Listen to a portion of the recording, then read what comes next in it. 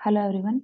Income tax paper के chapter income from salary के ई lecture की सीरीज में आज के इस लेक्चर में हम आगे की बात करते हैं और आज के इस लेक्चर में हम बात करेंगे प्रोविडेंट फंड के बारे में, जिसको भविष्य निधियां कहा जाता है। तो प्रोविडेंट फंड होता क्या है और कौन सा इसका पार्ट टैक्सेबल होता है, कहाँ कहाँ किसी भी एम्प्लॉय को एग्जम्पशन मिलती है, इन सब के बारे में आज के हम इस लेक्चर में डिटेल में बात करेंगे। सबसे पहले बात आती है कि प्रोविडेंट फंड होता क्या है। तो provident fund means to provide और मैनेज फॉर फ्यूचर। तो भविष्य निधि क्या होती है?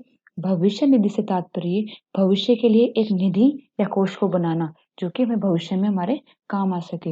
Any fund for providing lump sum amount on retirement is known as provident fund.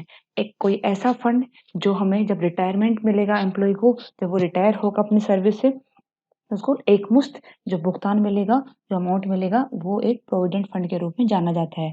Under any scheme of provident fund certain amount per month is deducted from employee salary and deposited in provident fund account. जो provident fund scheme होती है, इसके अंदर क्या होता है? Certain amount per month is deducted from the employee salary.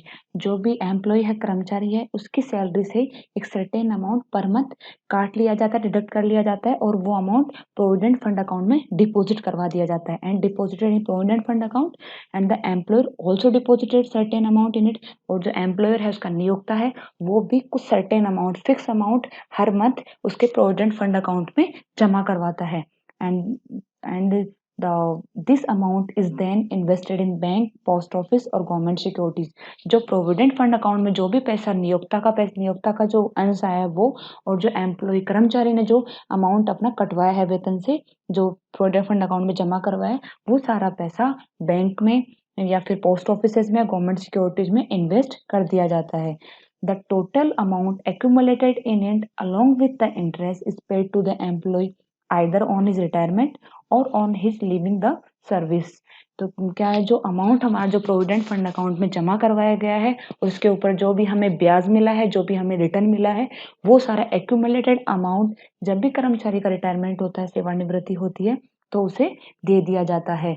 या ये भी हो सकता है अनफॉर्चुनेटली, अगर इफ ही डाइज, अगर ड्यूरिंग सर्विस पीरियड, अगर सर्विस पीरियड के दौरान एम्प्लॉय की मृत्यु हो जाती है, तो सारा पैसा जो भी होगा वो उसके लीगल हायरर, जो भी उसके उत्तराधिकारी हैं, उनको दे दिया जाएगा। तो प्रोविडेंट फंड अकाउंट एक स्कीम होती है जो कि एक कर्मचारी अपने भविष्य को सुरक्षित रखने के लिए अपनाता है, ताकि भविष्य जो भी रिटायरमेंट के बाद में उसको पैसा मिल सके और भविष्य की एक कोष तैयार हो सके।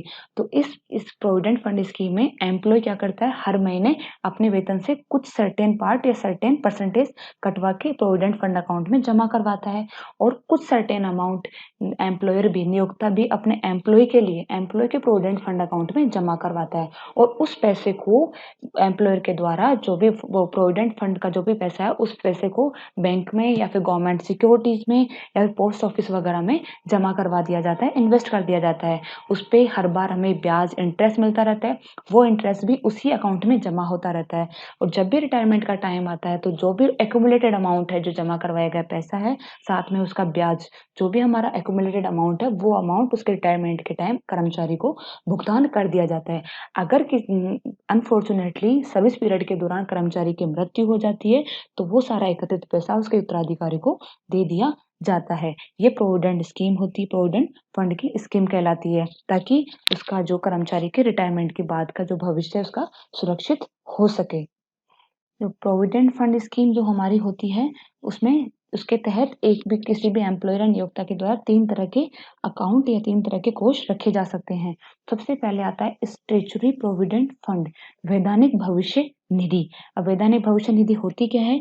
तो वैधानिक भविष्य निधि जो है, भविष्य निधि अधिनियम, प्रोविडेंट फंड एक्ट 1925, भविष्य निधि अधिनियम 1925 के अंतर्गत जो भी भविष्य निधि खाते, प्रोविडेंट फंड रखे जाते हैं, उनको ही स्टैट्यूटरी प्रोविडेंट फंड या वैधानिक भविष्य निधि कहा जाता है। ये जो स्टैट्यूटरी प्रोविडेंट फंड है, ये स्पेशली जो भी गवर्नमेंट एम्प्लॉयज होते हैं, सेमी गवर्नमेंट एम्प्लॉयज होते हैं, या फिर कोई शिक्षण संस्थान, एजुकेशन इंस्टीट्यूशन हो गए मान्यता प्राप्त, उनके लिए होते हैं। लोकल अथॉरिटीज के लिए, यूनिवर्सिटीज के लिए, उन सब के जो भी एम्प्लॉयज हैं, उनके लिए स्टैट्यूटरी प्रोविडेंट फंड मेंटेन करे जाते हैं। नेक्स्ट आता है रिकॉग्नाइज प्रोविडेंट फंड, जिसे प्रमाणित भविष्य निधि कहा जाता है। जो प्रमाणित भविष्य निधि क्या होगा, जो कि एम्प्लॉय प्रोविडेंट फंड एक्ट 1952 कर्मचारी भविष्य निधि अधिनियम 1952 के अंतर्गत जो भविष्य निधि खाते जो रखे जाते हैं, और ये क्या होते हैं, ये आयकर आयुक्त द्वारा अनुमोदित भी होते हैं, उनके द्वारा अप्रूव भी होते हैं, उनको प्रमाणित भविष्य निधि खाते कहा जाता है। और रिकॉग्नाइज प्रोविडेंट फंड किसके लिए रखे जाते हैं, ये जो रखे जाते हैं वो बैंक हो गए, इंश्योरेंस कंपनीज हो गए, और भी कोई अगर उद्योग है या व्यावसायिक प्रतिष्ठान है, उनके कर्मचारियों के लिए रखे जाते हैं। लास्ट आता है अनरिकॉग्नाइज प्रोविडेंट फंड, जैसे कि नाम से ही लग रहा है हमें, अप्रमाणित भविष्य निधि। ऐसी भविष्य निधि जो ना तो स्टैच्यूटरी प्रोविडेंट फंड है और ना ही रिकॉग्नाइज प्रोविडेंट फंड है, तो ऐसी भविष्य निधि को अप्रमाणित भविष्य निधि कहा जाता है। ये इनकम टैक्स जो आयुक्त होते हैं उसके द्वारा भी अनुमोदित नहीं होती है।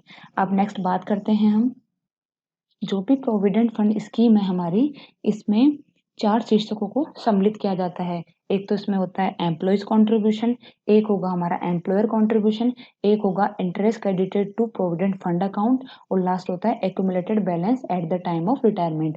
एम्प्लॉयज कॉन्ट्रीब्यूशन में क्या होगा, जो भी कर्मचारी द्वारा प्रोविडेंट फंड अकाउंट में कॉन्ट्रीब्यूट किया जा रहा है या फिर उसकी सैलरी से काटकर प्रोविडेंट फंड अकाउंट में जमा करवाया जा रहा है, वो कहलाता है एम्प्लॉयज कॉन्ट्रीब्यूशन, कर्मचारी का अंशदान। नेक्स्ट आता है एम्प्लॉयर्स कॉन्ट्रीब्यूशन, नियोक्ता का अंशदान। इसमें मैंने बताया था कि प्रोविडेंट फंड अकाउंट जो होता है कर्मचारी का, उसमें नियोक्ता भी हर प्रति माह एवरी मंथ कुछ सर्टेन अमाउंट जमा करवाता है, वो होता है एम्प्लॉयर्स कॉन्ट्रीब्यूशन, जो कि नियोक्ता का अंशदान होता है। थर्ड आता है interest credited to provident fund account, जो भी हमारे प्रोविडेंट फंड अकाउंट में पैसा होता है वो कहीं ना कहीं इन्वेस्ट किया जाता है। इन्वेस्ट करने से जो भी हमारा ब्याज मिलता है वो ब्याज उसी प्रोविडेंट फंड अकाउंट में जाता है और उसी में एक्यूमुलेट होता जाता है, इकट्ठा होता जाता है। तो वो जो इंटरेस्ट जो मिल रहा है हमें, वो interest credited to provident fund account yearly हो गया।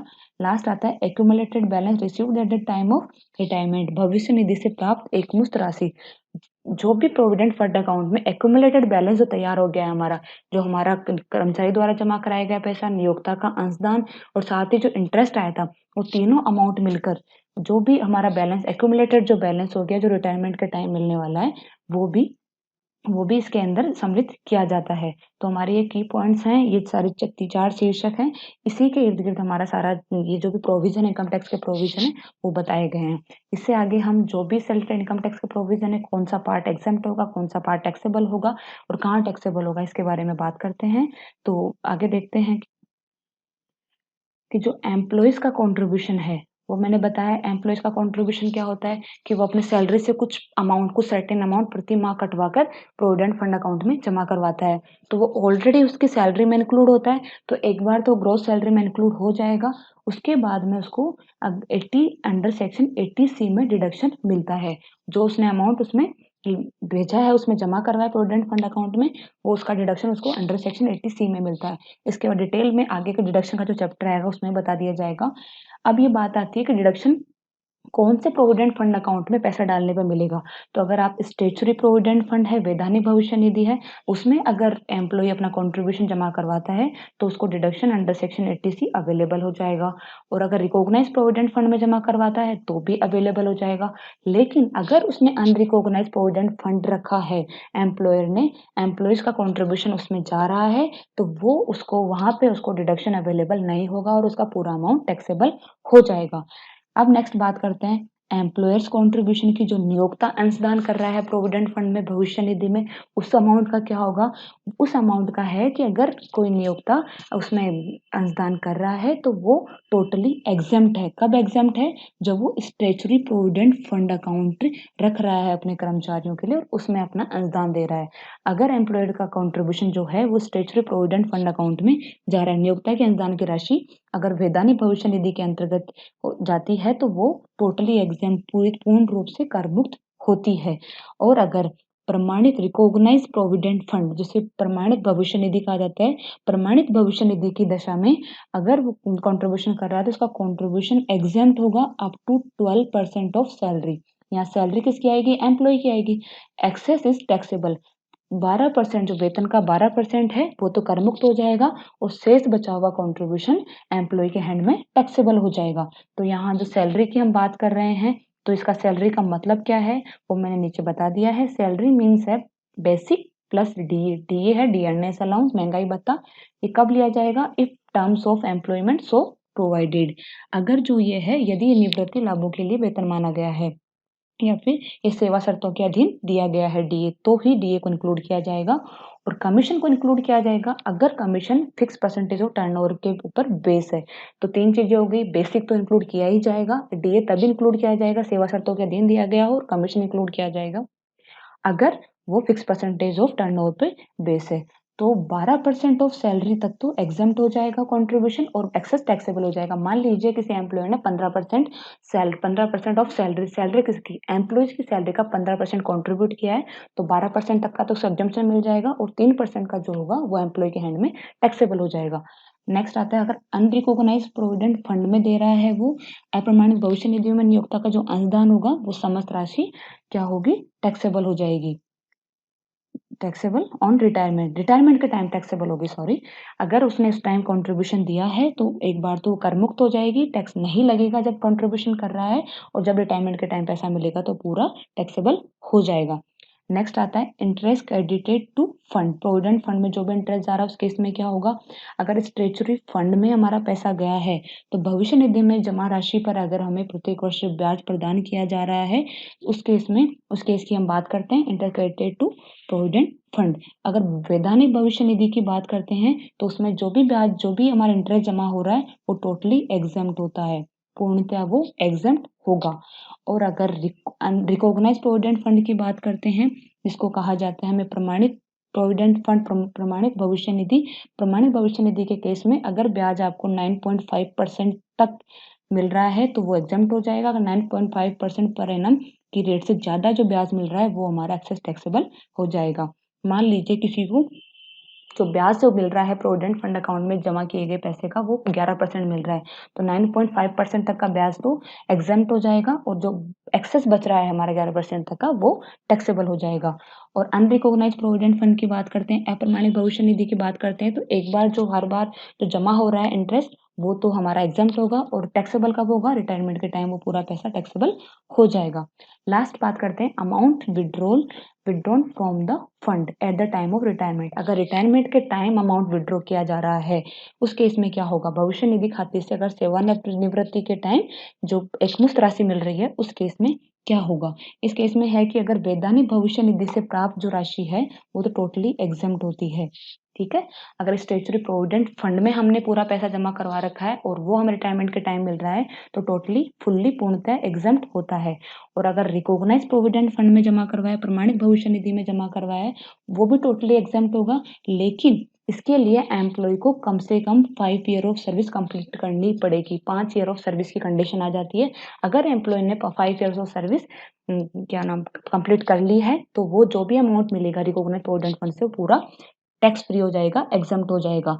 केवल इस एक केस में आपको इसमें रियायत दी जाती है, कई बार दुर्घटना की वजह से या फिर किसी उसकी अस्वस्थता हो गई, उसको बीमारी हो गई या किसी और वजह से व्यवसाय उसका बंद हो गया है तो 5 ईयर कंप्लीट नहीं हो रहे हैं तो भी आपका अमाउंट एग्जम्प्ट हो सकता है। अदरवाइज जो नॉर्मल कंडीशंस होंगी उसमें एम्प्लॉय को 5 ईयर ऑफ सर्विस कंप्लीट करनी पड़ेगी। और अगर अनरिकॉग्नाइज प्रोविडेंट फंड से आपको पैसा मिल रहा है वो तो आपका पूर्णतः टैक्सेबल होगा ही होगा। ये आपको ध्यान रखने की बात है। और अप्रमाणित भविष्य निधि में जो अमाउंट टैक्सेबल हो रहा है अगर इसमें एम्प्लॉयर का कंट्रीब्यूशन और एम्प्लॉयर के कंट्रीब्यूशन पे जो ब्याज मिल रहा है उस पे जो उसको एम्प्लॉयर का कंट्रीब्यूशन मिल रहा है और उसके ऊपर जो ब्याज मिल रहा है वो तो हमारे सैलरी हेड में टैक्सेबल होगा। और कर्मचारी का खुद का अंशदान तो वैसे भी सैलरी में इंक्लूड होकर टैक्सेबल हो ही रहा है क्योंकि उसको यहाँ पे डिडक्शन अवेलेबल नहीं हो रहा था। और उसके खुद का उसका जो कंट्रीब्यूशन था उसके ऊपर जो ब्याज मिल रहा है वो ब्याज भी टैक्सेबल होगा, लेकिन जो वो ब्याज होगा वो इनकम फ्रॉम अदर सोर्सेज शीर्षक में जाके टैक्सेबल होगा। उसके अनुदान पर जो भी ब्याज की राशि प्राप्त होगी वो होगी income from other sources head में जाके टैक्सेबल होगी। अगर किसी भी एम्प्लॉय को अनरिकॉग्नाइज्ड प्रोविडेंट फंड से रिटायरमेंट के टाइम लमसम अमाउंट एक राशि मिल रही है तो वो पूर्णतया टैक्सेबल होगी। टैक्सेबल कौन से हेड में होगी? सारा amount taxable under the head salary होगा।